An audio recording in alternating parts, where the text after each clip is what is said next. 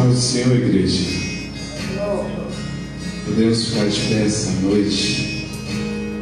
Mais uma noite que o Espírito Santo de Deus nos proporciona para adorá-lo, para glorificá-lo, para agradecê-lo por tudo que Ele tem feito na nossa vida. Ah, Espírito Santo, como somos gratos a Ti.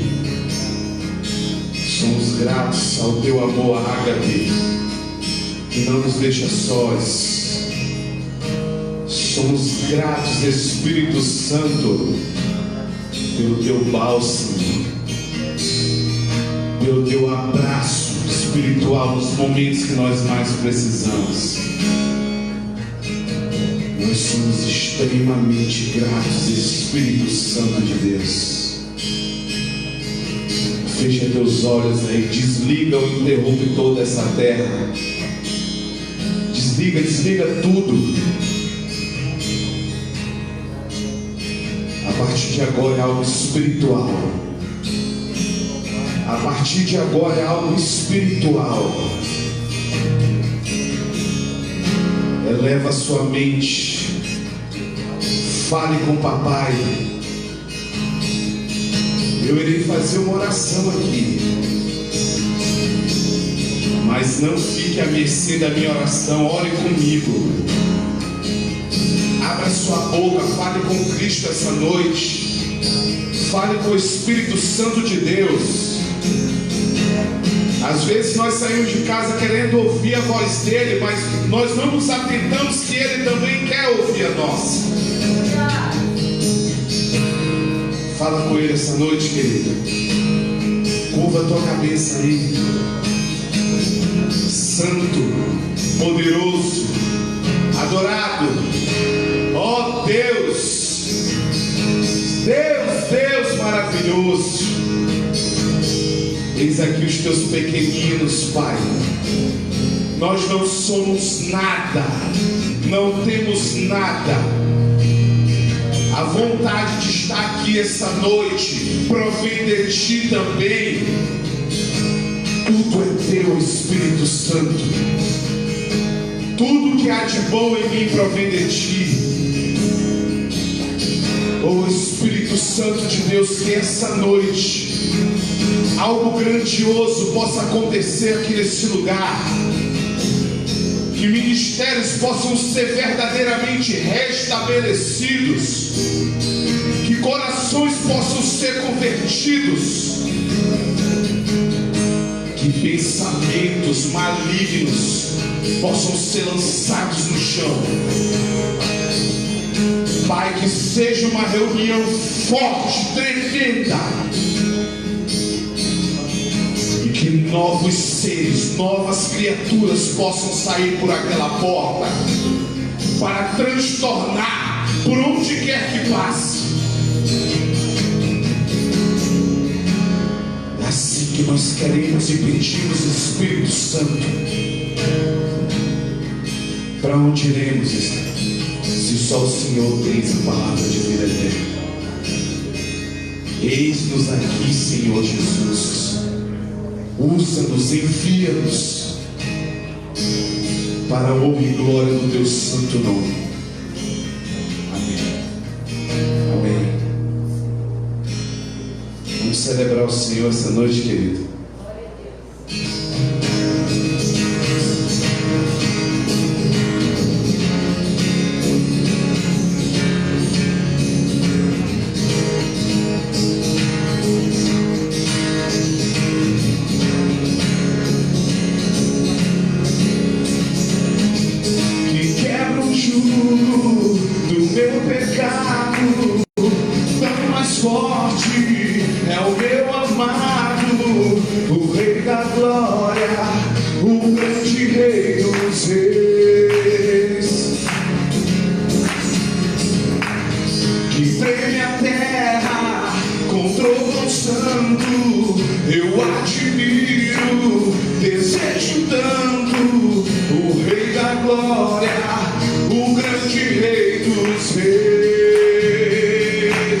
Oh, que tremenda graça!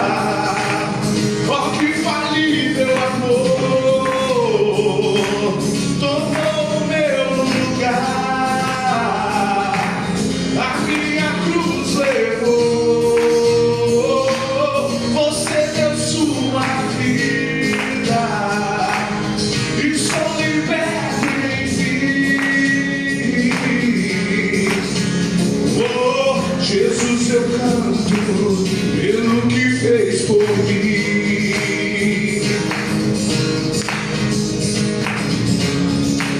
Oh, Senhor Jesus, é pelo que o Senhor fez pela nossa vida. E um dia ele fez assim, ó: que traz a ordem em meio ao caos, adota o órfão, livra do mal. O Rei da Glória, o Rei da Glória, governa o mundo com sua justiça.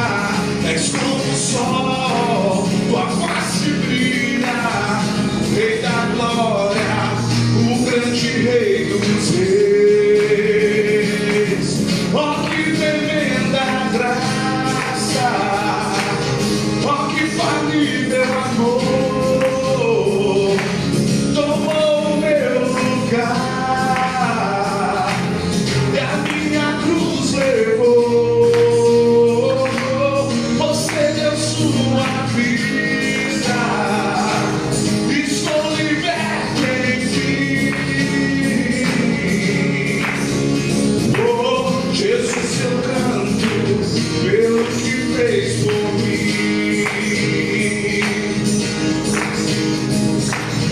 Um dia, esse Jesus fez algo maravilhoso por nós. Nos escolheu, nos tirou da fila daqueles que iam para o inferno e nos colocou naquela fila daqueles que irão para a sua maravilhosa luz. O seu amor,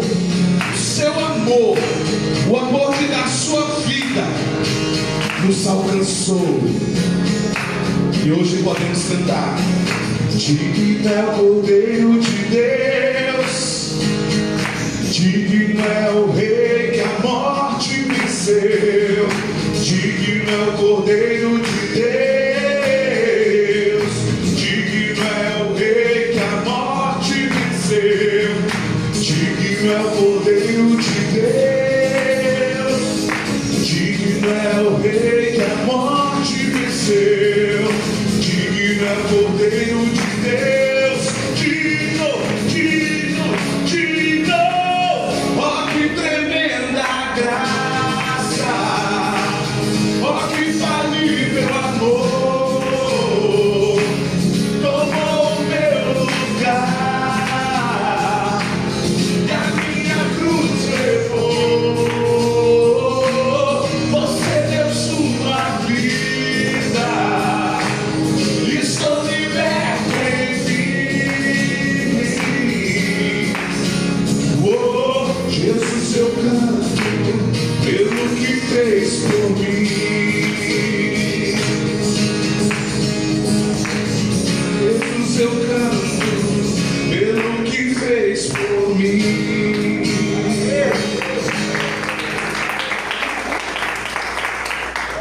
Somente Ele poderia ter feito algo tão grandioso. Algo tão grandioso que nos fez estarmos aqui, que nos faz a todo dia querer ser pessoas melhores, que nos faz a todo dia querer buscar mais um pouco dessa presença insaciável, que nos faz a todo dia querer entender cada pedaço da Bíblia, da palavra, não para nós mesmos, mas para as outras pessoas, porque nós entendemos o exemplo de Cristo, que diz que esse amor, ele vale a pena ser entregue pelos outros.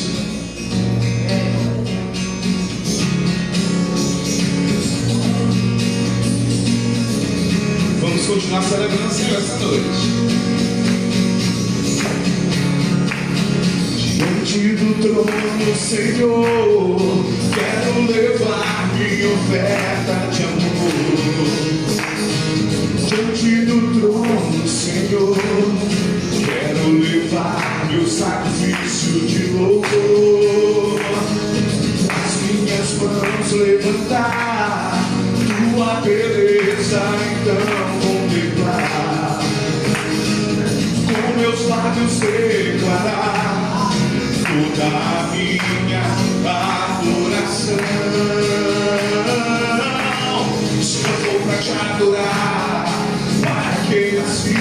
Se não for pra te servir, porque estou aqui? Se eu quero te adorar, se não for pra te adorar, para que nasci? Se não for pra te servir, porque estou aqui? Se eu quero te adorar, Senhor, eu estou aqui.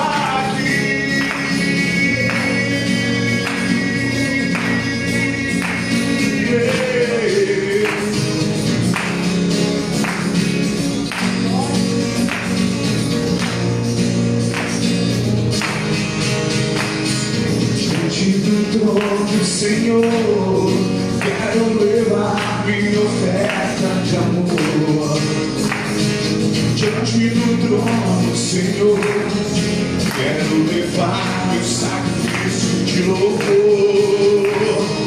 As minhas mãos levantar, tua beleza então contemplar. Com meus lábios declarar toda a minha adoração. Se não for pra te adorar, para que nasci? Se não for pra te servir, porque estou aqui? Se eu quero te adorar, se não for pra te adorar, para que nasci? Se não for pra te servir, porque estou aqui? Se eu quero te adorar, Senhor, eu sou aqui.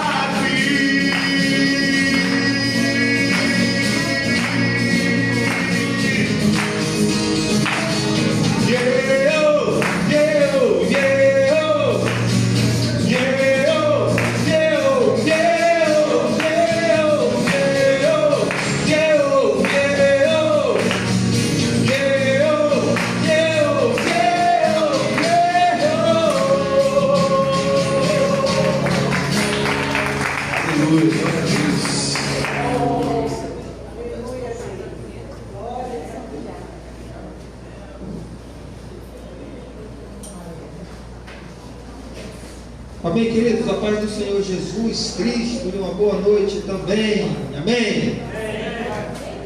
Pronto, chegamos aqui no pátio. Esse pátio aqui,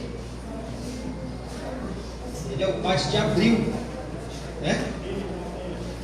Esse é o pátio de abril.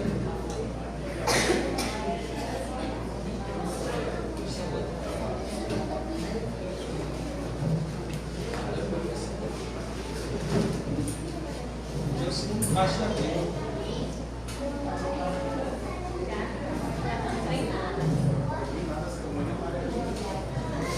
Essa amarelinha mais pra frente.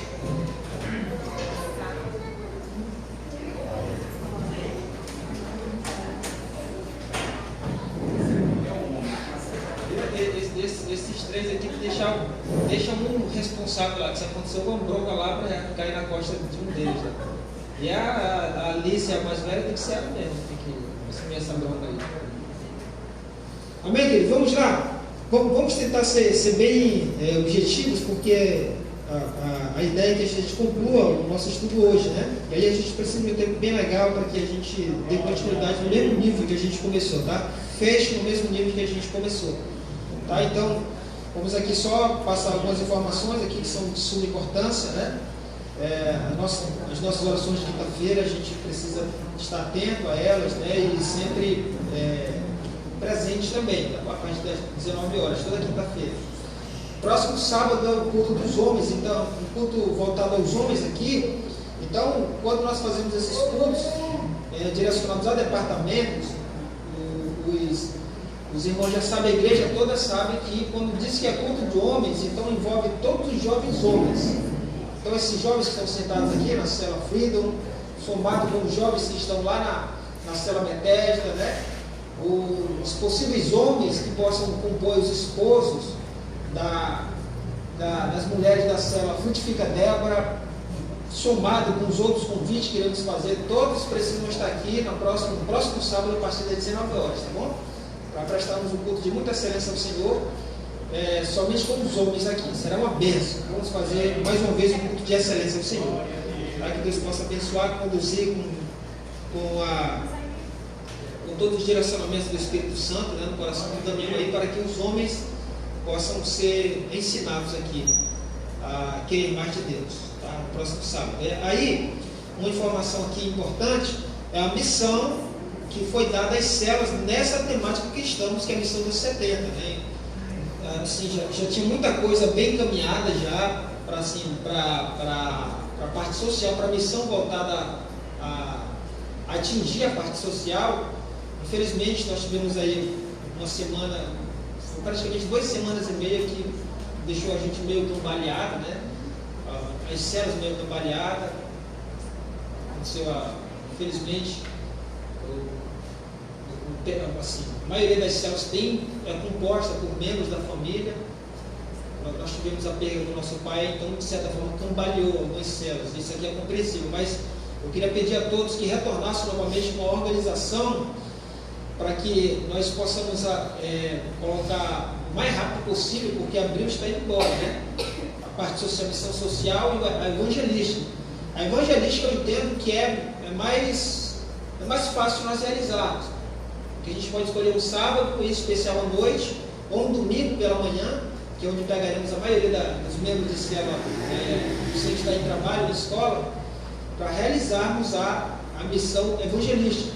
A missão social, que é a visita, inclusive a célula Frutifica Débora já tinha, parece que até um local para ir já, né? Estava organizando nos bastidores aí, que precisa um pouco mais de tato. Então eu queria pedir aos líderes de célula especial que ajustassem isso aí para que a gente fizesse com muita excelência. Então em ambas é necessário que a gente participe, né? Praticamente toda a igreja participe, vai ser bênção. Amém? Vamos só agilizar isso aí, vamos fazer com excelência, como temos feito todas as outras missões que são passadas aí.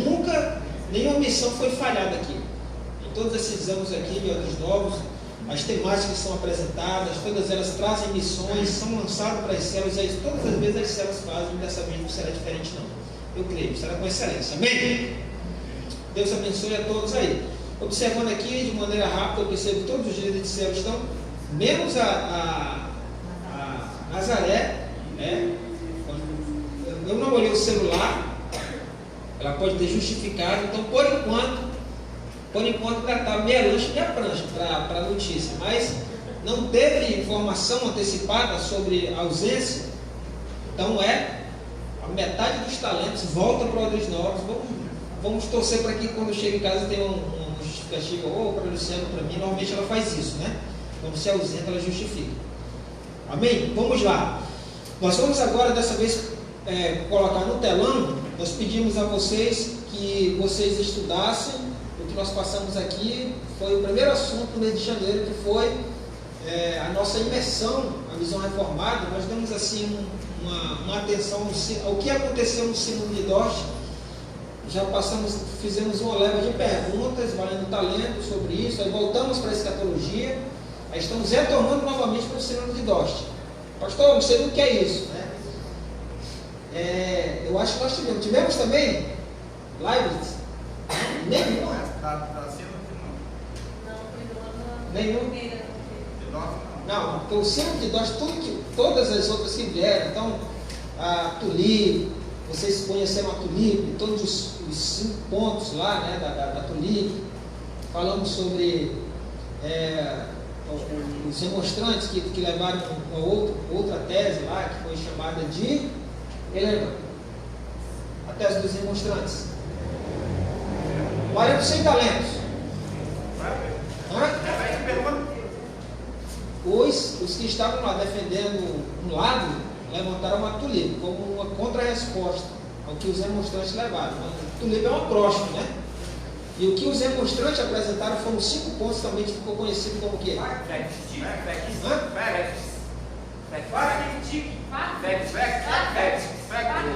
E a pronúncia conta. O Thiago respondeu primeiro aqui na célula Frida. Então, 100 talentos para a célula. E 100 talentos também para a célula que responderam.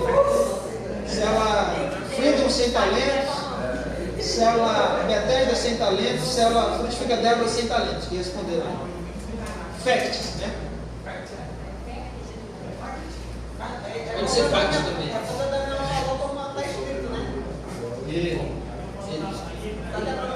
Isso. Responderam certinho. Tá bom? Então,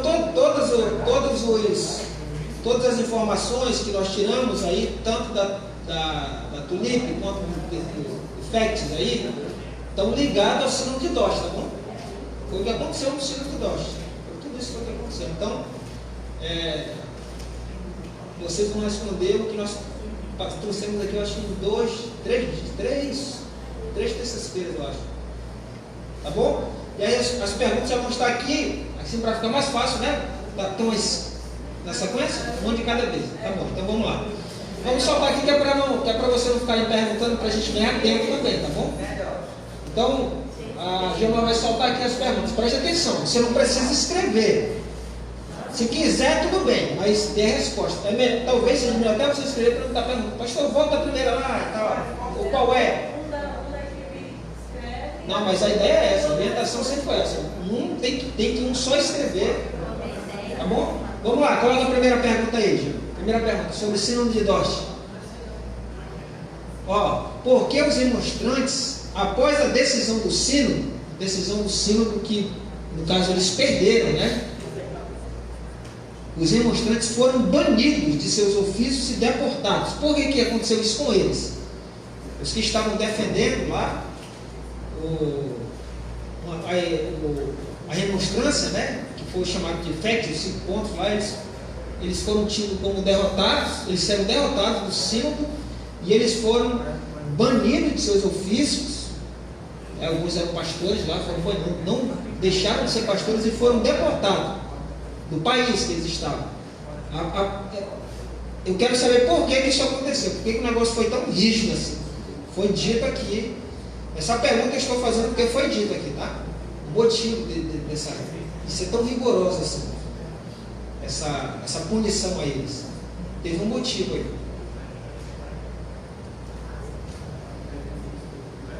Tem tempo para vocês escreverem aí?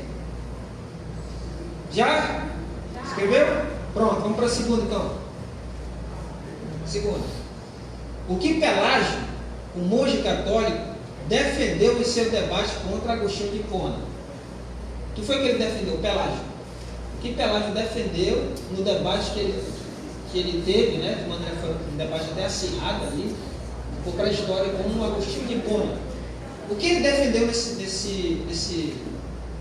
no argumento dele lá contra Agostinho de Hipona? Pelágio.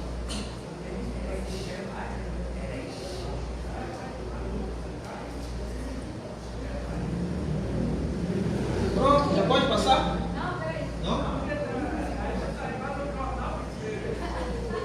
É grande, né? Tira uma foto, cara. Tira uma foto. Pode sim tirar foto. Essas perguntas que são feitas em cima de estudo que nós tivemos aqui, elas, diferentemente de perguntas que nós fazemos assim quando nós damos para você estudar um livro, presta atenção aqui. Quando nós damos um livro para você estudar na Bíblia, vamos estudar o livro de Ezequiel. E aí nós trazemos para cá, para o pátio, como fazemos normalmente aqui, não pode abrir a Bíblia, né? Claro. Diferente de situações como essa. Todas as anotações que vocês fizeram é para vocês usarem. Pode abrir o caderno lá, pode fazer à vontade aí, tá? Vamos lá, para a terceira. Terceira pergunta. Os demonstrantes se apoiavam no pensamento teológico de qual teólogo para sustentar seus argumentos no sínodo? Os demonstrantes que estavam lá, eles estavam sustentados em um pensamento teológico. De quem era esse pensamento teológico? que eles sustentaram seu argumento lá, para defender os chamados facts aí, que vocês acabaram de citar. Teve alguém que foi o grande pivô desse pensamento. Aí precisa só botar o nome dessa pessoa, tá? Desse teólogo aí. Pronto, pode passar? Pode. Vamos lá então. A quarta. Ó, faça um breve comentário, vírgula, apoiado pelas escrituras, vírgula.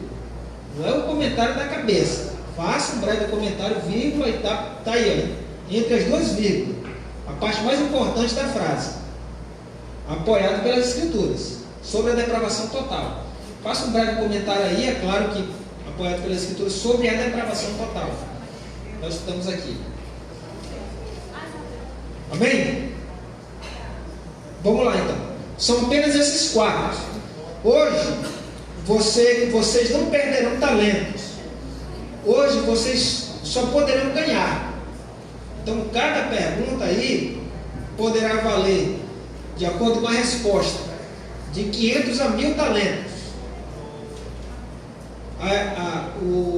A célula que gabaritar, ela vai ter um total de 6.000 talentos, tá? Que se acertar, no caso, tiver uma desenvoltura aí, né? Próximo da excelência, vai receber 6.000 talentos. Tá bom? Então não perde.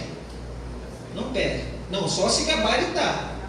É 2.000 cada pergunta? Não, cada vale de 500, dependendo da resposta. Vai de 500 a 1.000 talentos, cada resposta, né? Se você acertar na mosca a resposta, 1.000 talentos. Se for uma resposta ali quase, vai ganhar uns, né? Pode ser 600, pode ser 500. De 500 a 1.000. O piso é 500, o teto é 1.000. E se gabaritar, 6.000. Gabaritar é acertar as 4 no nível alto. Tá bom? São apenas 4. Vamos lá. Vai ser dado aí 3 minutos. Tá bom, 3 minutos. 5 minutos. 5 minutos para vocês aí. 4 perguntas. Pronto, tá aí, 5 minutos. Podem responder.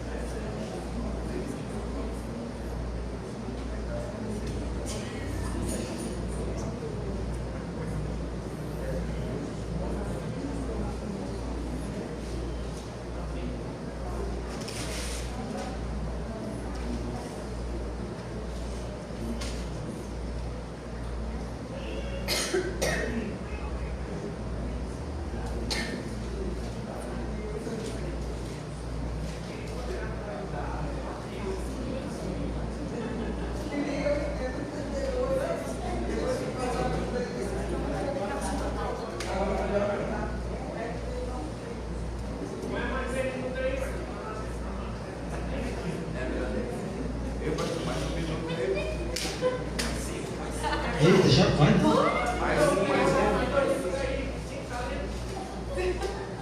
Negociar.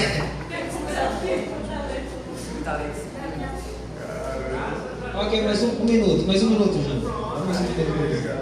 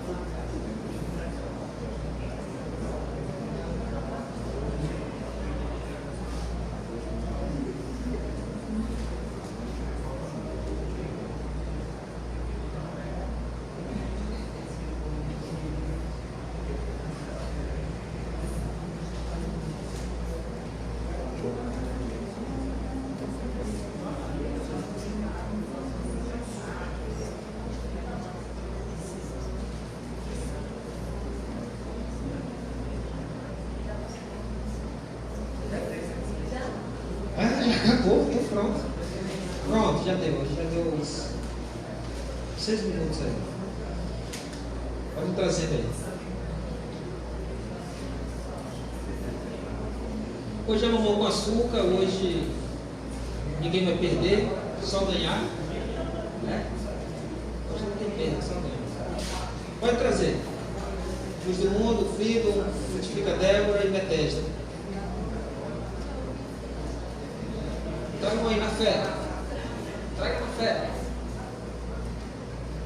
Bora para trazer. Bora, Luz do Mundo, Freedom, Frutifica Débora. E dá para fazer a contagem aqui para não trazer, porque não precisa na perna. 10, 9, 8, 7, 6, 5, 4, 3, 2, 1. Quem não trouxer, não precisa trazer mais.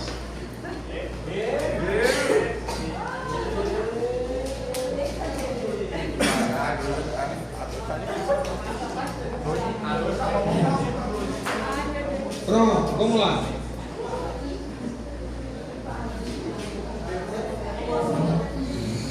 Eu vou só dar a contagem aqui, tá bom? Só vou passar a quantidade de talentos que as células vão ganhar aqui.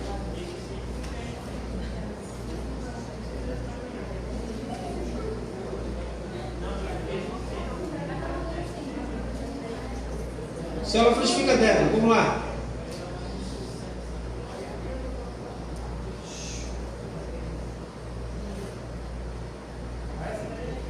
Célula Frutifica Débora.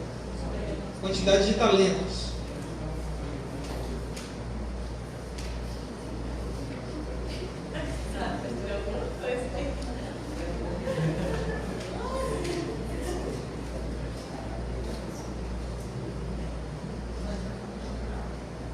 Célula Frutifica Débora, 2.000 talentos.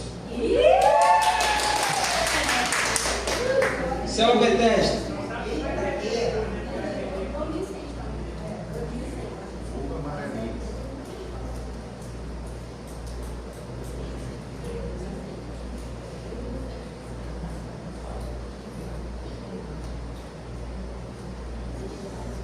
Célula Bethesda, 3.000 talentos. Célula Freedom. Bota a pergunta número 2 que eu esqueci.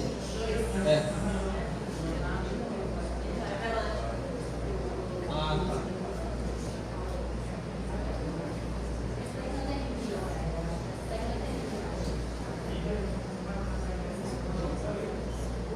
Célula Freedom, 3.000 talentos. Luz do Mundo.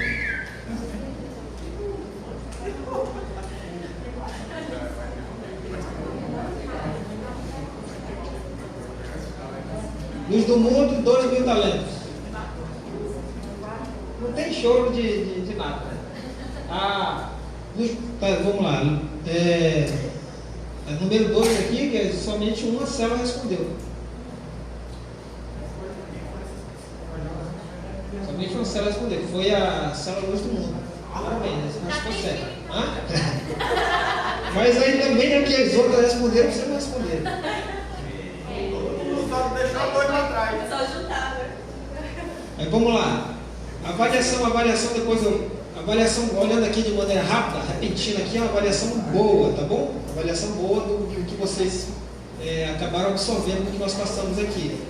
As respostas que vocês botaram aqui estão todas inseridas dentro daquilo que a gente passou aqui, tá bom? Até porque é um contexto histórico. O Sínodo de Dort ele está dentro do contexto histórico. Não existe o que fulano ou ciclano pensa. Ele aconteceu e está na história. Nós passamos a história aqui, né, apresentamos a vocês e, graças a Deus, vamos aplaudir Deus pela vida de vocês aí. Parabéns! Então, 2, 3, então, na média, né? Sim, a média de vocês para o Sínodo de Dort ficar uns 6. 6 tá bom? Uma nota boa? 6? Sobre 6 é média? Tá bom, tá bom. É arrastado. Como? Não. A gente vai passar os 500 talentos para a célula Bethesda por conta da organização lá. A equipe veio, a célula veio toda organizadazinha, né, com a blusa, 500 talentos para a célula Bethesda, tá? Por conta da organização lá. Né? Parabéns, tá? Vamos aplaudir pela vida da célula Bethesda. Parabéns essa organização aí. Não precisa. Não precisa não, pode vir. Como? Tá. Que se mantenha sempre bonito, com saúde. Amém? Vamos lá. Vamos lá para a gente concluir o estudo, para dar tempo. Passa muito rápido, né? Já está indo embora já. Vamos lá finalizar hoje. Hoje nós vamos finalizar. Amém? Todo mundo aqui olhando o pastor. Hoje nós vamos finalizar o estudo. E aí o grande propósito desse estudo é para que nós, primeiramente, recebamos conhecimento, né, com relação a esse assunto importante. Israel é uma nação amada pelo Senhor, nós aprendemos aqui. O povo escolhido, selecionado, ele é, de fato, ele faz parte da originalidade do propósito de Deus. Porque tudo começou com eles, tá bom? E todas essas informações são as escrituras que nos passam, né? Quando ela pede lá em Salmo 122, né? Para que nós venhamos a orar por Jerusalém, né? Para que haja paz, porque aqueles que orarem terão prosperidade. Salmo 122, Salmo 122, ou é Salmo 123, não sei. Salmo 122, eu acho. Salmo 122, versículo 6. É esse mesmo. Ou é o 126? 122, né? É esse aqui mesmo. Olhem pela paz de Jerusalém. Sejam prósperos todos os que amam esta cidade. Olha aí, ó. Isso aqui é um dos muitos indícios que o Senhor, o próprio Deus, se utilizando de seus servos, ele dá direcionamento, ele dá aconselhamentos, ele ensina todos a amarem Israel. Mesmo depois de nós, porque o que acontece? Nós acabamos tendo uma ideia muito errônea sobre Israel. Nós, a igreja, né? A gente, assim, a igreja, ela quer se israelizar, porque ela pensa que ela se israelizando, ela vai ser uma igreja rica, próspera, porque tem a ideia de que todo judeu é rico, né? Todo judeu é próspero. Então, você se israelizando, você acaba tomando posse dessa riqueza. A teologia da substituição, ela não é aceita pela igreja, tá? Nós não aceitamos a teologia da substituição, de que a igreja substituiu Israel. Então todas as bênçãos que o Senhor fez a Israel lá no Antigo Testamento, elas vieram para a igreja só de maneira espiritual. Se nós formos levar essa teologia a sério, ela não passa em tribos aí. As bênçãos que o Senhor fez a Israel, tanto as bênçãos quanto as maldições, porque tem as duas, né? Foram para Israel e era tudo literal. Aquelas bênçãos de riqueza, de fato aconteciam lá. Os campos, quando o Senhor dizia que iam ser abençoados, de fato, eles eram ricamente alcançados e abençoados, literalmente. E quando o Senhor dizia que ia enviar exércitos e que seriam destruídos, muitas das vezes esses exércitos, eles eram a destruição de suas lavouras, né? Gafanhotos entravam e destruíam lá em Joel, capítulo 2, o que estava acontecendo com os judeus, para que eles estivessem naquele período tristes, eram estas investidas do Senhor, né? Diante dos pecados que eles cometiam. Então, ou o exército era o exército humano mesmo, de povos estranhos, né? Que entravam lá, levavam eles cativos, então de fato era efetivado literalmente o que o Senhor falava. E a ideia da teologia da substituição para a igreja é que essas coisas elas vêm no campo espiritual. Espiritualizado, fica fácil, né? Você pega um texto, você tem dificuldade com ele, o nosso céu, o que ele faz? Ele espiritualiza. Ele inventa alguma coisa naquele texto, né? Espiritualiza, um anjo, não sei o que, um rolo, um pergaminho, uma coluna dourada, né? Um cântaro. E aí vai ficando bonito e você vai enrolando, né? Quem de fato precisa ouvir o que o texto está dizendo. Então a ideia da substituição ela não tem respaldo conosco. Nós entendemos que Israel ainda tem o seu espaço, vai ter o momento deles, mas por hoje, por esse momento, de acordo com as Escrituras, eles estão nessa cegueira assim, o irreconhecimento de Cristo, que é o fim da lei, que eles tanto velam, eles não entenderam ainda. O véu ainda está posto sobre seus rostos ainda, eles não conseguem enxergar Cristo. Tudo isso não são todos, tá bom? Inclusive Paulo disse que existe um remanescente de Israel lá. Eu peço para que você leia Romanos, capítulo 10, capítulo 11 de Romanos, você vai entender perfeitamente. Leia, dificilmente você vai encontrar algo alegórico ali. Paulo está sendo muito direto, quando ele cita Israel lá, inclusive se colocando como um judeu que se entristece pelo que está acontecendo com o seu povo na época, né? Esse endurecimento em partes, que é o que ele fala. E esse véu que é colocado, eu estou falando isso aqui para uma espécie de resumo, para que os irmãos entendam, porque nós não somos, nós oramos, nós apoiamos e nós amamos Israel, a IPVM. Mas nós não somos Israel. A ideia de tentar luz, quando eu falo luz, é a igreja em geral, tentar se israelizar, ela não encontra suporte nem na Bíblia, nem pelos hebreus, nem pelos judeus lá. Porque vocês vão entender o motivo. Com a confecção do templo lá, do tabernáculo no deserto, que foi construído, né, de acordo com as ordens do próprio Deus a Moisés passou aos levitas e eles executavam lá. Então o tabernáculo que foi construído lá, ele foi construído com um propósito de que o Senhor fosse adorado lá naquele local, né? 100 côvados, aproximadamente 100 côvados, um côvado é 45 centímetros, aproximadamente uns 42 metros, 40 a 42 metros, né? O tempo, comprimento. E aí era 100 côvados por 50, né? Era como se o tempo fosse, sei lá, uns 40 por 20, mais ou menos. 45 metros por 22, mais ou menos isso aí. Aproximadamente o tamanho do espaço do átrio, tá bom? Era a tenda ficava dentro desses muros que eram feitos na época, não eram tijolos, é claro, né? Eram panos e tal. Toda aquela oferta que Moisés pede, Moisés faz um levantamento de oferta para que os hebreus levassem panos, carmesim, levassem ninho, e em pouco tempo ele pede para que o povo parasse de trazer. Você já viu essa passagem? O povo parasse de trazer porque já tinha demais. É claro, era uma quantidade muito grande, né? Então eles levaram, em pouquíssimo tempo já tinha em abundância a quantidade de material que ele precisava para investir no templo. Foi esse material aí que ele usou para construir esse espaço que era chamado de entrada, né? E dentro dessa entrada, dentro desse espaço, tinha o tabernáculo, ficava no centro. O centro ficava um pouco mais para a retaguarda desse retângulo.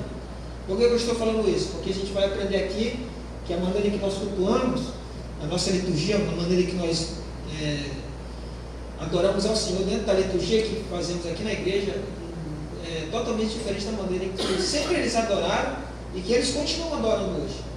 Para que vocês entendam de que existe uma maneira de eles adorarem a Deus, que é diferente da nossa.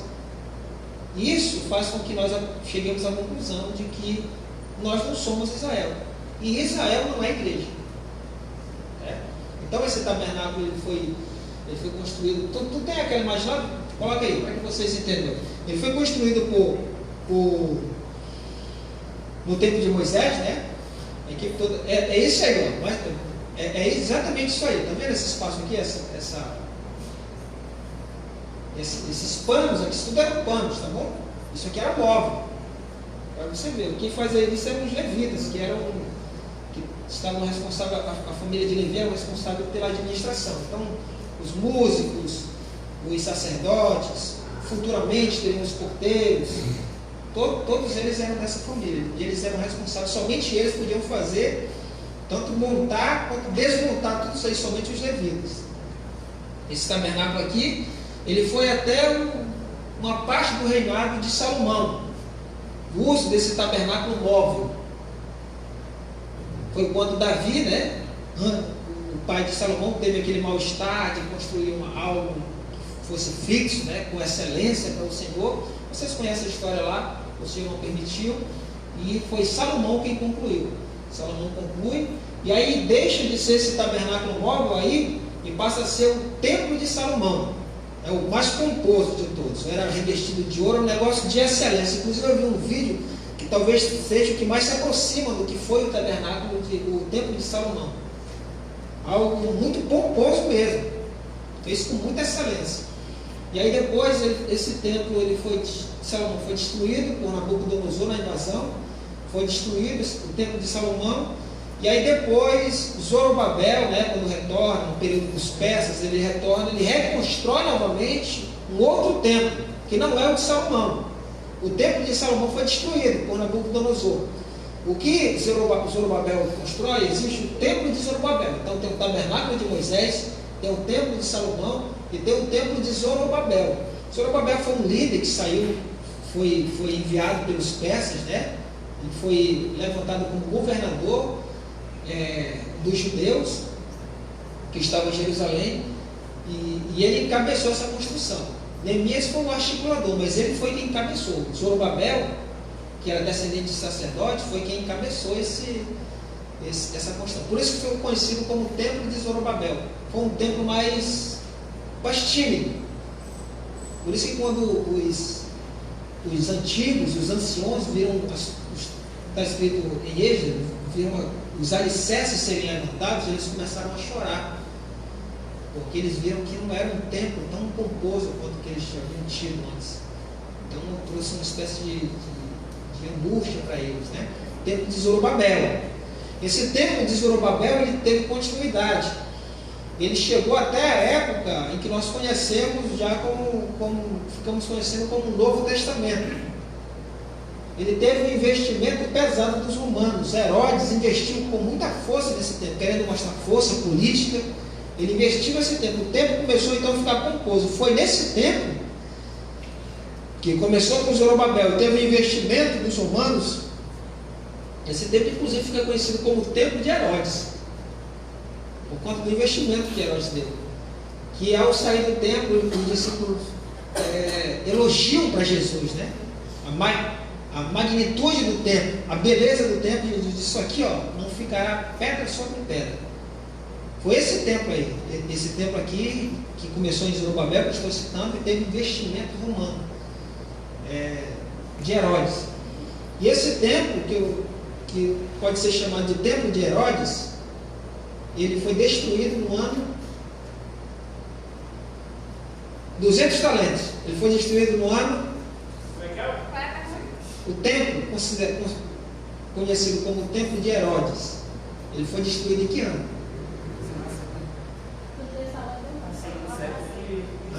Segundo século. Não. Pronto, parou. Foi destruído no ano 70 depois de Cristo, pelo general Tito, né? Fala isso aqui, ó. Fala isso aqui há tempo já, né? No ano 70 depois de Cristo, o general Tito destrói. E quando Jesus fala que não ficaria pedra sobre pedra desse templo composto, que estavam mostrando a ele, os discípulos mostraram a ele, foi de fato o que aconteceu, foi destruído tudo, né? Foi o período em que houve a maior dispersão de judeus.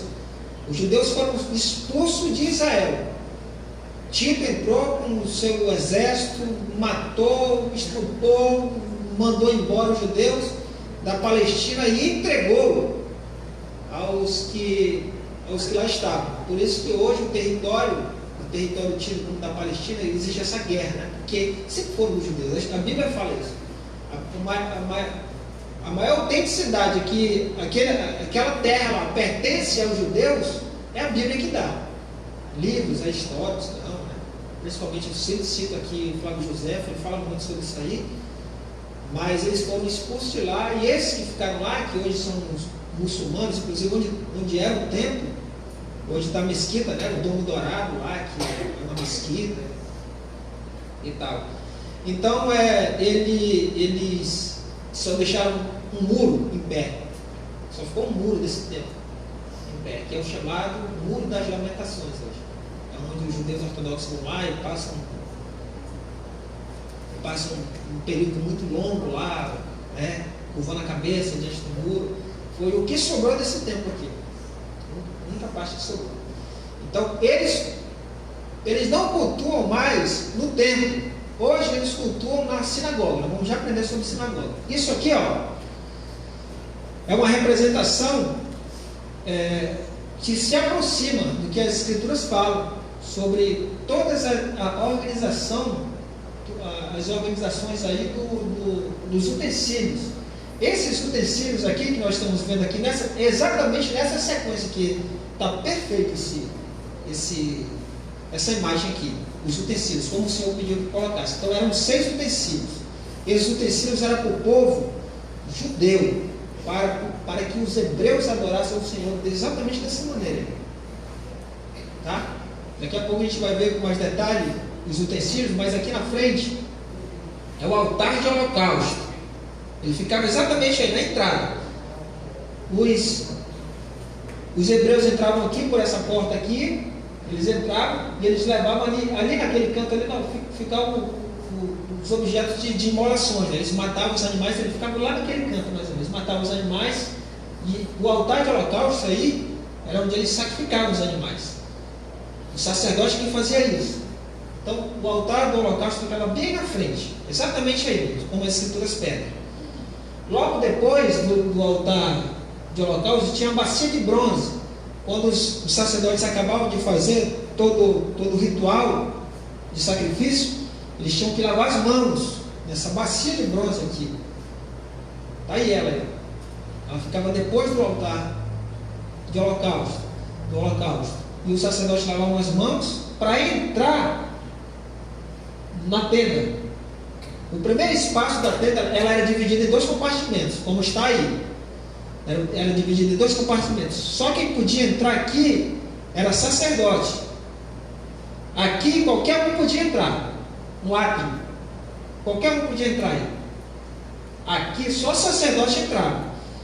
E tinha esses 3 utensílios. Tinham 2 utensílios fora. Como eram desses 2 utensílios aqui? E o outro? Ficava fora. E esses aqui ficavam fora. Não é da cabeça deles, não. Isso aqui foi Deus que orientou. Aí o sacerdote entrava, quando ele entrava lá, ele encontrava esses utensílios como estão aí. Quando o sacerdote entrava, à esquerda dele estava o candelabro, conhecido também como menorá, né? Estava o candelabro lá. São as 7 lâmpadas e tal, que tinham nas suas pontas, né? Elas tinham algo como se fossem copos nas pontas delas. Nós temos um. Tá aqui, esse pequenininho aqui. É basicamente assim mesmo. Pastor, nossa célula fez uma apresentação sobre isso da terra, ó, quando a gente fez. Todos os utensílios foi feito aqui. Eu vou jogar no grupo lá. Né? E aqui ficavam os azeites dentro de cada compartimentozinho desse aqui, para que o fogo ficasse aceso lá. Do lado esquerdo, o sacerdote entrava aqui, do lado esquerdo dele ele encontrava isso. Do outro lado, do lado direito, ele encontrava a mesa da propiciação. Da preposição. Ficavam 12 pães em cima dela. Todo dia esses 12 pães precisavam ser substituídos. Isso aqui é culto, tá bom? Isso aqui que eu estou dizendo para vocês aqui, essas informações, era um culto. Era assim que eles cultuavam, exatamente assim. Eles não reuniam o pessoal e tinha a palavra da oferta, não tinha. Eles faziam assim, isso aqui era o culto deles. E aí tinha uns pães que só quem podia comer era. Pronto, quem é que podia entrar lá dentro? Somente eles podiam comer, né? E aí, quando Davi, naquela fuga de Saul, está com fome, pede, ele come, a Bíblia passa uma mensagem que Davi também era dessa linhagem. Davi era dessa linhagem, né? Porque não morreu.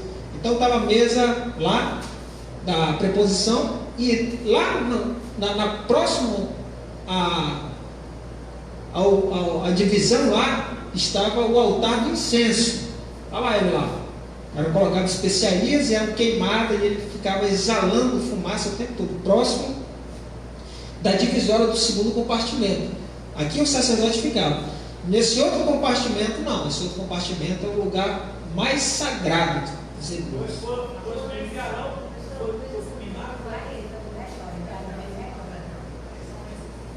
Exatamente, são eles aí. Tá aí, esse aqui já está com os pães aqui, ó. São 12, tá? 6, representando as 12 tribos e tal. Eles trabalham muito com o número 12, né? E lá, naquele compartimentozinho lá, ficava sozinho ela lá. Aí, os sacerdotes não entravam. Era o sumo sacerdote, só ele. Somente ele podia ter acesso lá. Ele tinha acesso à Arca da Aliança, o objeto mais sagrado dos hebreus. 200 talentos. O que tinha dentro da Arca da Aliança? Vai. Calma. Levanta a mão primeiro. Vai. Calma aí. Se ele errar, você continua. Vai. 2 tábuas de 10 mandamentos. Vai. O maná e a vara de Arão. Pronto. 200 talentos. Parcela da testa.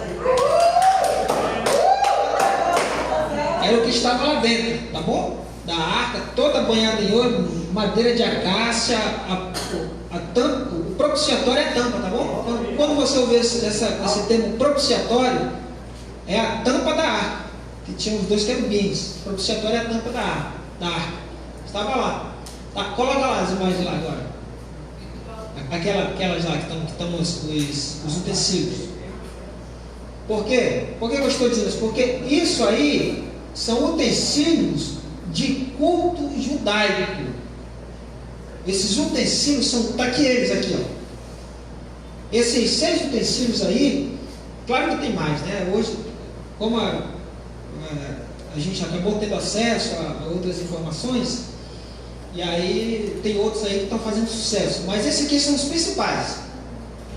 Está aqui. Esse aqui é o quê? Altar de holocausto. Esse aqui vai ser de bronze. A mesa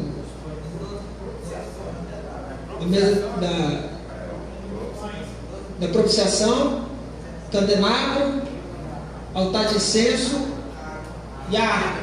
São esses 6 os principais.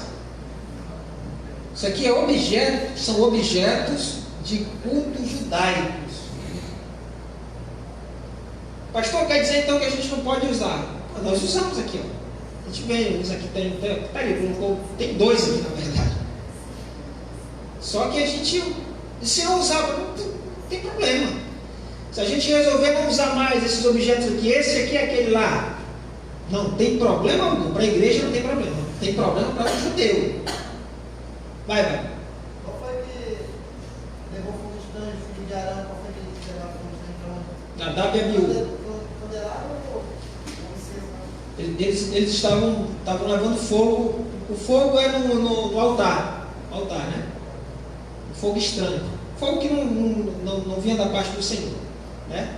E aí eles foram fulminados e tal, por apresentar esse fogo aí. Tá, então, esses objetos aqui são objetos de culto judaico, uma que está fazendo muito sucesso, a talit. Aquele objeto que é colocado aqui, então, inclusive eu tenho um, né? Eu ganhei um. Esses objetos aí, o talit, né? Eles não têm problema algum se a igreja não usar. Não tem problema algum. O pastor tem igreja que nunca usou isso aí. Está certo, não está errado não. E se a gente usar com um propósito apenas de demonstrar que nós temos ligação, que nós temos amor, que nós amamos Israel, não tem problema nós usarmos com esse propósito. O problema é tentar se realizar. Aí não pode. Shofar, né? Shofar também é um objeto judaico, tá bom? Nós precisamos ter esse entendimento aqui, porque na sinagoga, que é onde ele escutou, porque não existe mais templo, né? Aprendemos aqui que não tem mais templo, não é que não tem mais? O templo, ele vai ser construído ainda. O templo vai ser construído. Quando esse templo for construído lá em Israel, vai ser já uma grande preparação para quê? O anticristo. Porque é lá, o anticristo está ligado com o templo de Israel. Ele não vai vir na igreja, não, é o templo de Israel, que a escritura diz. Não tem, hoje não tem, lá tem mesquita, tem domo de ouro lá, não tem templo não. Tá bom? Tá aí, então os 6. Agora vamos para os objetos considerados objetos de cultos cristãos. Para vocês perceberem que tem diferença. Coloca aí para a gente aí, Jânio. Os cristãos. Isso aqui, quem sabe o que é isso? Isso aqui são símbolos cristãos, de fé cristã.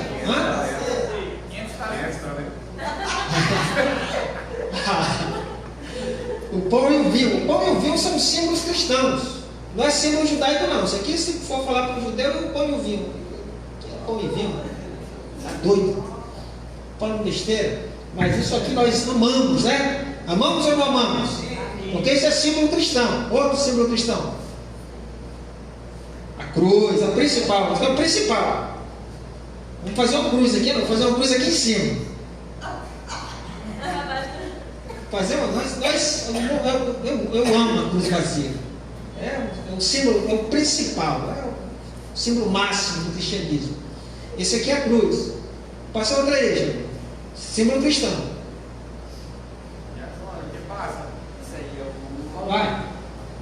Vai, 500 talentos. 500.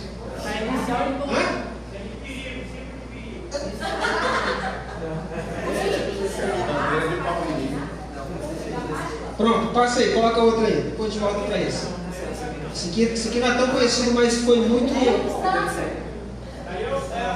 A pomba, que representa o Espírito Santo, é um símbolo cristão também, tá bom? Ela é um símbolo cristão, representando o Espírito Santo, terceira pessoa da Trindade. Também. Outro símbolo cristão. Isso é o peixe. Tá bom? Foi muito usado, principalmente no primeiro século, né? A perseguição. Então, é dito que os cristãos, né? Eles faziam uma parte, eles faziam uma curvatura para que outro cristão desse continuidade. Então, se viesse outra pessoa e desse continuidade, é porque eles estavam se comunicando que aquela pessoa era cristã, estava tudo em paz, né? Não precisava ter medo por conta da perseguição, né? Então, o peixe foi um símbolo cristão muito forte no primeiro século, principalmente no período da perseguição. E também o termo peixe eu não vou saber pronunciar, né? Mas o peixe em grego, que está escrito ali em cima lá, ó, o I, o X, o O, o Y, eu não sei se eu não gosto de pronunciar, né? Isso aqui é um acróstico, exatamente, é um acróstico dessa frase aqui, ó. É um acróstico. Acrósticos são iniciais nessa frase. Jesus Cristo, Deus Filho Salvador. Peixe, tem um peixe em grego, né? Forma esse acróstico aí. Foi muito utilizado no primeiro século. Bota outro símbolo aí. Olha aí, talvez vocês não soubessem disso. Isso aqui, a âncora, ela foi muito usada para demonstrar firmeza na sua fé. De que a sua fé não é uma fé que vai titubear. Você está firme em Cristo. Foi um período também de muitas dificuldades, né? Por conta de perseguições. E a âncora era uma demonstração de que você estava firme. De que você não ia titubear. Era a âncora. A âncora também é um símbolo cristão, tá bom? Não é muito conhecido na nossa cultura aqui, mas para muitas culturas aí é conhecida também, um símbolo cristão. Bota outro aí. Tem outro? Esse aí, quem lembra? Esse é conhecido, mas esse aqui também é um símbolo cristão forte. Alfa e ômega, foi como Cristo se apresentou a nós. Ele é o primeiro, o último e demonstração sublime de que Ele é Deus. Ele é o primeiro e último. Tem mais outro aí, isso é símbolo cristão também. Volta lá para o que ficou. Esse aqui, ó. Esse aqui, como? Vetor.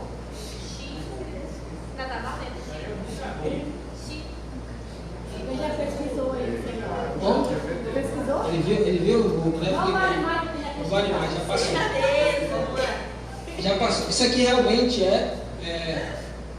são dois. Aqui são duas palavras, ou duas letras. Vocês estão vendo aí, né? São duas letras. O P e o X. Esse P e o X aí, que o soar delas em grego quer dizer exatamente isso, né? O Shirô. Também eles ligaram a Cristo. Esse símbolo aqui, ó, foi o símbolo que conta essa história de que Constantino, quando o exército dele estava sendo confrontado e ele estava em um número pequeno, ele estava sob pressão dos exércitos tentando invadir e ganhar território, né? Constantino, imperador de Roma. Ele conta-se que ele teve um sonho, e nesse sonho Jesus aparece a ele e apresenta esse símbolo aqui para ele e pede para que ele coloque esse símbolo nos escudos dos seus soldados, que sobre este símbolo ele iria vencer. Esse símbolo aqui, ó, Shirô. E ele conta a história de que ele coloca esse símbolo, né? Ele acrescenta esse símbolo e ele vence a batalha. E a partir daí que ele começa a inclinação a simpatizar, né?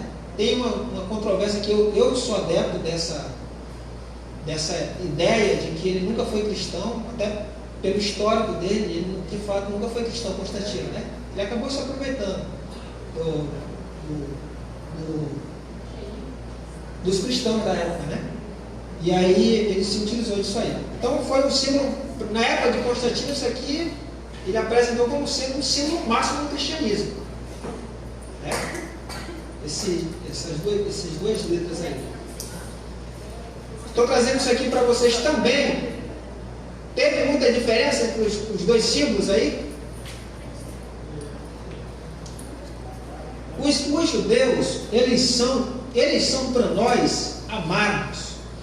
Se eu fosse perguntar aqui, fazer um levantamento, o que era que vocês queriam, qual o país que vocês queriam ir e tal, se tivesse condições? Eu acredito que uma grande parte de nós iam dizer Israel. Eu escolheria ir para, estou muito vontade de ir para a Suíça. Mas a maioria dos crentes iriam preferir Israel, porque tem a Bíblia acaba passando a nós e não tem problema, amém, tem que ser assim mesmo. Mas existem limites. Existem limites. Nós não podemos, apesar de nós precisamos amar, defender, mas existem limites. Nós aprendemos que enquanto o Evangelho eles são nossos inimigos.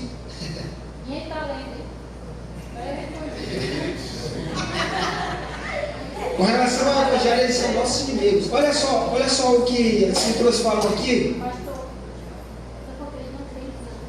É de crer em Jesus, né? Eles não fez. não é simplesmente pelo fato de eles não crerem, não é somente que eles não creem. Nós ensinamos aqui que todos os rabinos, todos os esforços dos rabinos, é para quê?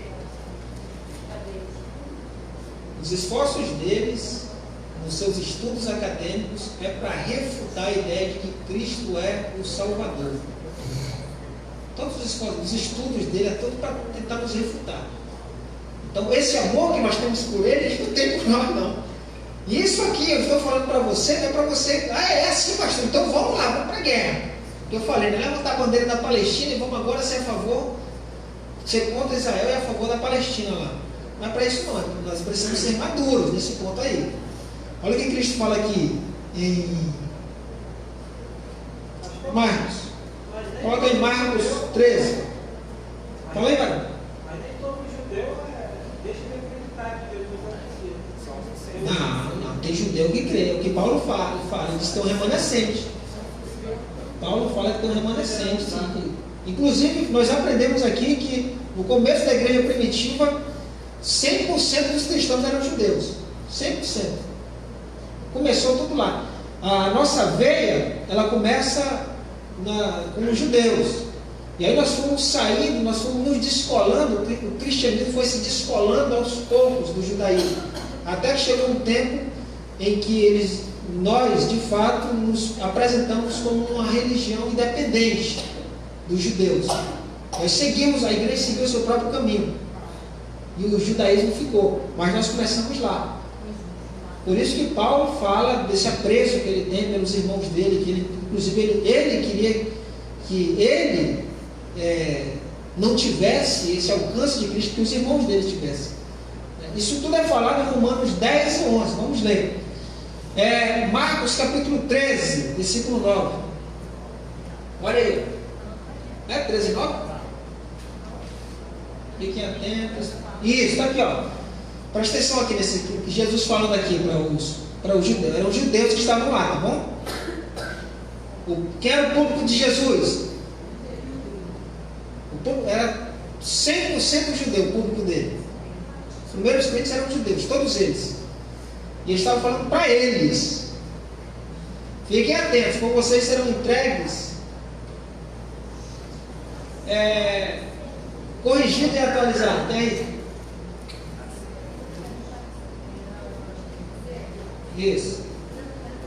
Mas olhai por vós mesmos, porque vos entregarão aos concílios e às sinagogas. Quem é que usa a sinagoga?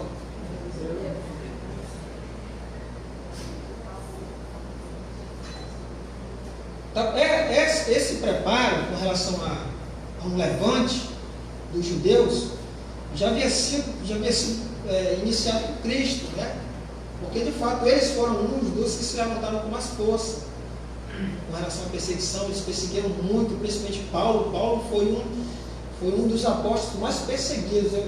Nós aprendemos aqui que os nazarenos, que são chamados os judeus ortodoxos que acabaram aderindo a Cristo e não se apartaram da lei, eram esses nazarenos que começavam a, de certa forma, incomodar os gentios que se convertiam a Cristo, para que eles também se circuncidassem, também que observassem a lei.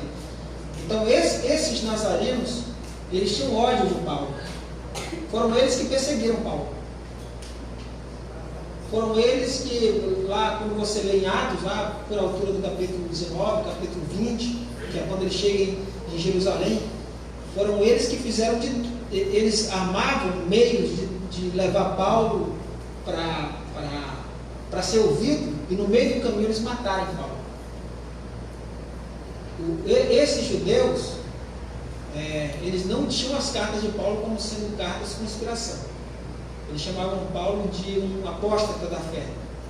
Eles sabiam que Paulo era judeu, mas pelo fato de Paulo escrever aos gentios, orientando a eles de que a lei havia findado em Cristo, que a partir de Cristo estava iniciando a nova aliança, e de que todo o esforço que todos os antepassados deles haviam feito em cima da lei se findava em Cristo.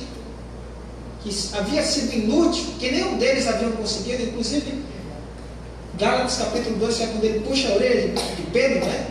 Ele fala assim mesmo para Pedro: você não consegue, você sendo judeu não consegue observar, cumprir, por que você está pedindo que os gentios façam isso? Falando da lei, né?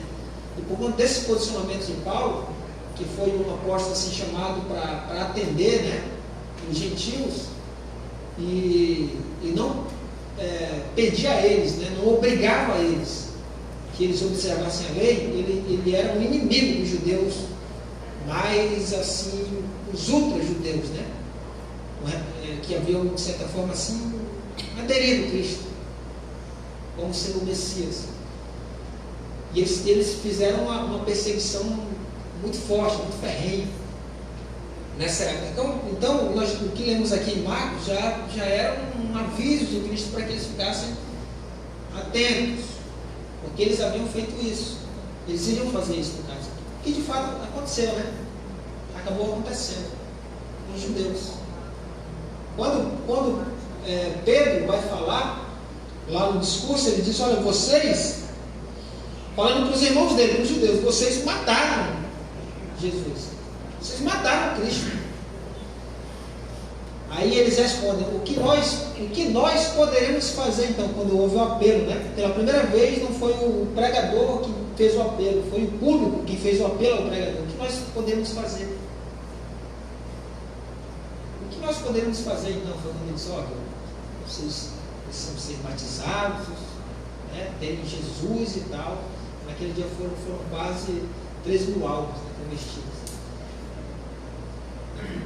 Toda a interpelação de Paulo, depois das suas viagens,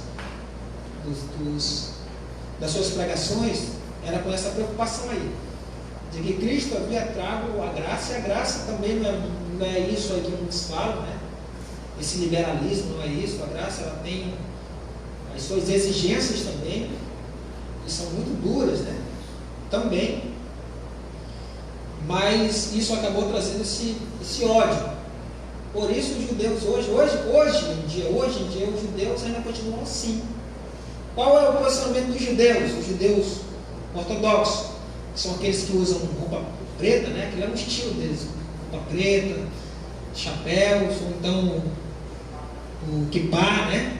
É uma demonstração de reverência a Deus, né? Cobrir a cabeça. Então, quando eles usam talit, normalmente quando eles vão fazer suas rezas, eles colocam sobre a cabeça dele. Tem gente que não sabe nem para que serve aquilo, né?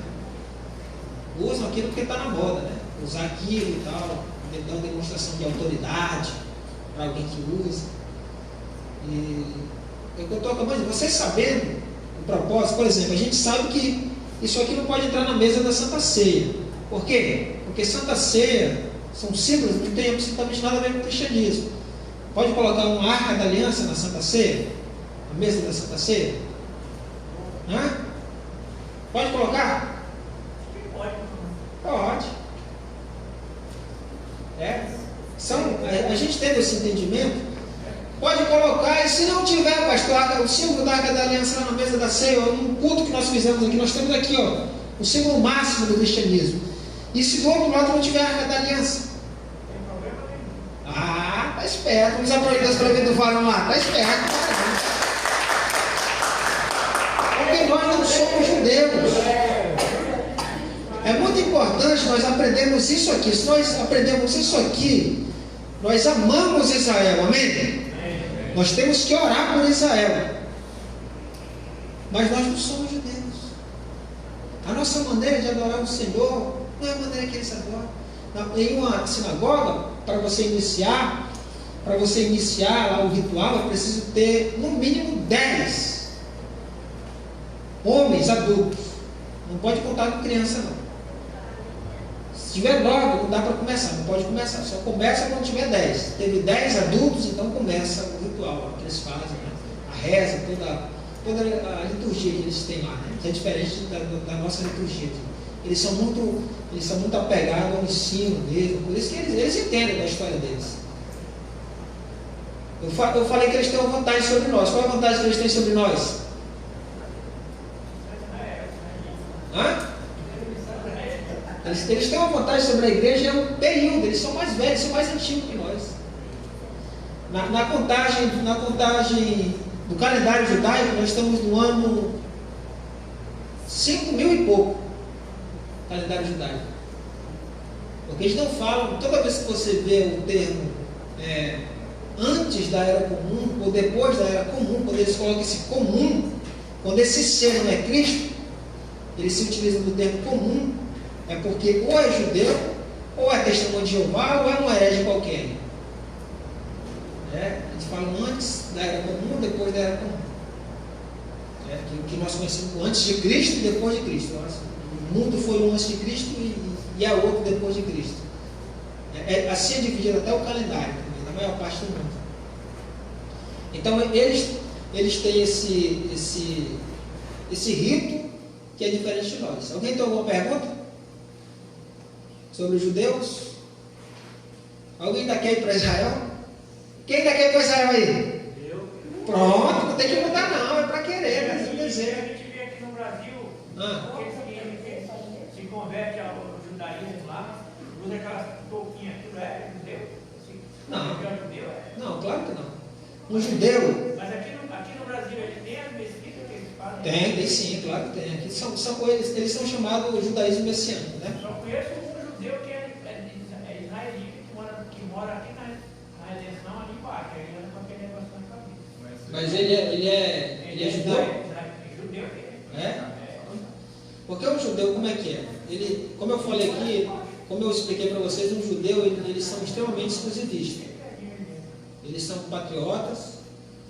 Um judeu, para ser considerado judeu original, ele tem que ser nascido de uma judia, de uma mulher, tem que ter passado pelo útero de uma judia. Por exemplo, um judeu homem que tem filho de alguém que não é judeu, ele é a minha boca. O original pode ser uma varoa, uma judia, que tem filho com alguém que não é, um homem que não é de Israel. O filho dela é considerado judeu original, porque tem que passar pelo útero de uma judia, entendeu? Então,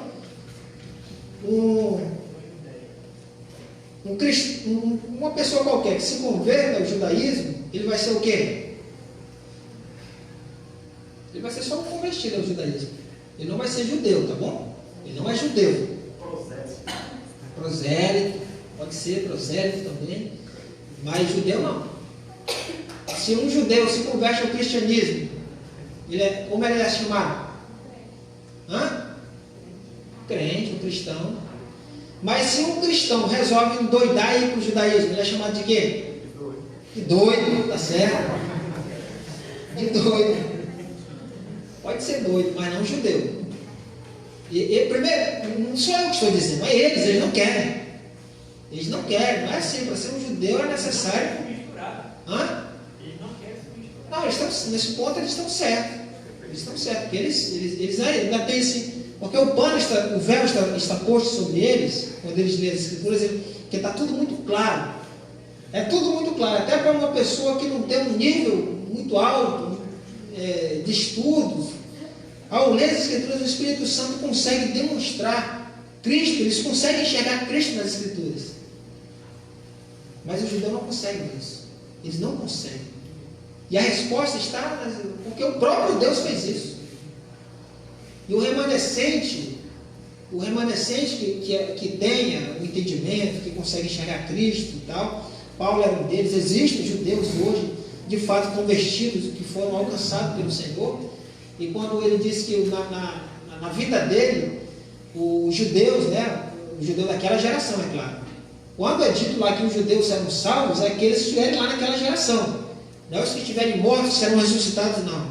Os judeus da geração da segunda vinda de Cristo, os que verão Cristo e se arrependerão amargamente e se converterão a Cristo e serão salvos, é para aquela geração. Os que estiverem vivos na segunda vinda dele. É para todos os judeus. Hoje também já tem muita mistura, né? Vai brasileiro para lá, se casa com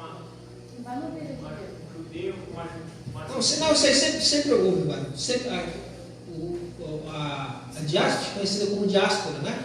que é a dispersão. Então teve diáspora nessa conquista de Tito, né, no ano 70, por pressão mesmo, os judeus foram expulsos. Teve diáspora quando Nabucodonosor invade, tiveram que sair. A diáspora que foi, na verdade nós não podemos nem chamar de diáspora, que é essa dispersão. O que aconteceu foi ao contrário. Os judeus, porque Nabucodonosor conquista Jerusalém, leva muitos para lá, e aí os persas, eles são o próximo império a conquistar o mundo.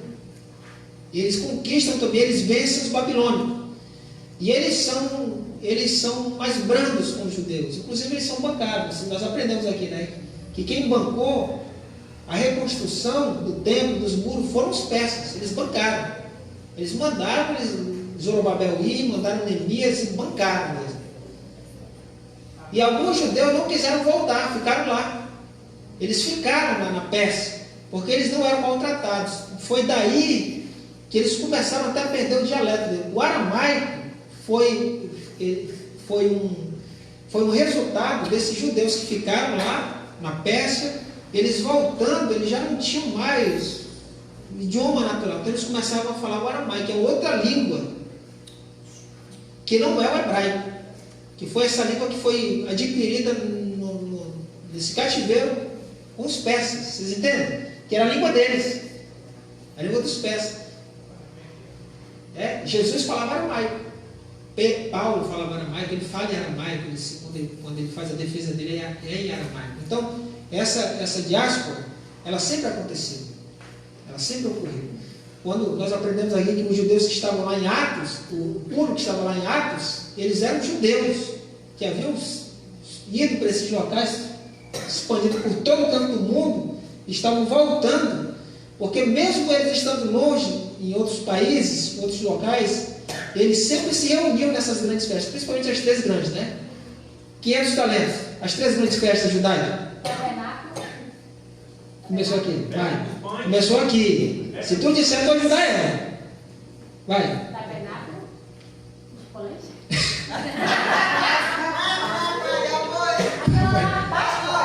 Vai, tá valendo. A última. Alguém vai querer chutar? São 3. Vai lá. Pronto. 500 talentos para ela. Então, Pentecostes, né? Que eram as três maiores festas. Vamos ficar de pé.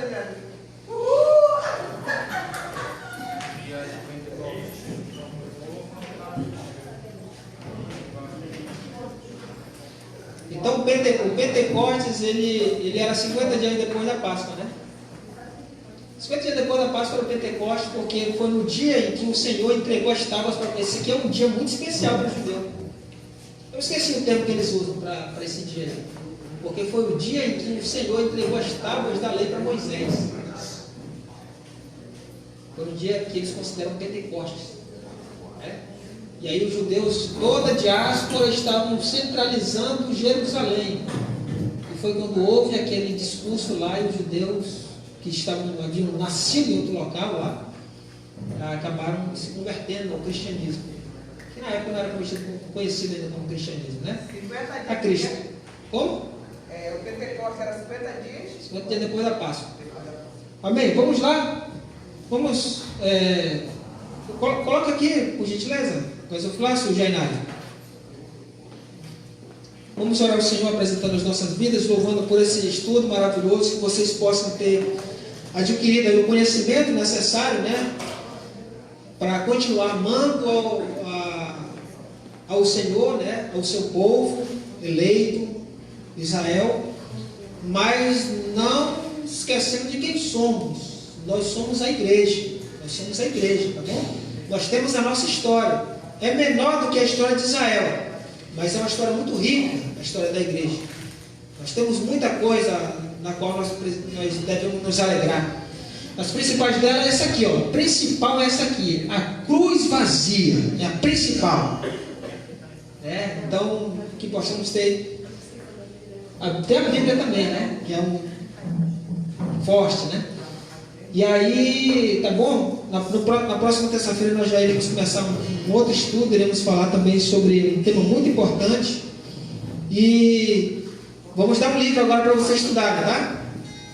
Para as perguntas serem em cima desse livro. O livro é a primeira carta que Pedro escreve. A primeira carta que Pedro escreve na Escritura Sagrada, né? Que está nas Escrituras Sagradas. Primeiro de Pedro. Perguntas são em 1 de Pedro. Vamos lá. Vamos orar apresentando ao Senhor as nossas vidas, os ofertantes, as ofertas, e que Ele nos conduza com paz aos nossos lares. Que assim seja, Deus. O nosso coração ele precisa estar fervendo. O ardor, Deus amado, dentro dele, ele precisa estar vindo de Ti. É assim, Deus amado, que estaremos de pé. É assim que estaremos sempre convictos da nossa fé. E é assim que pedimos ao Senhor que o faça, Deus. Que o Senhor venha com Teu fogo consumidor, Deus amado, queimando em nosso ser, nos ajudando, Senhor, a continuar a caminhada de servindo e Te amando como Tu de fato Tu és. Obrigado pela Tua santa e bendita palavra, Deus, que nos alimenta e através dela, Deus Santo, nós conseguimos Te ver. Te apresento, Deus amado, as ofertas, os ofertantes, que o Senhor possa abrir portas de emprego, abençoar, Deus amado, aqueles que estão trabalhando por conta própria, alcançar e abençoar aqueles que estão buscando, Deus amado, vagas de trabalho. Faz isso para louvor do Teu nome, nos leve em paz para os nossos lares. Amém, Deus, amém. Vamos ofertar e nessa questão.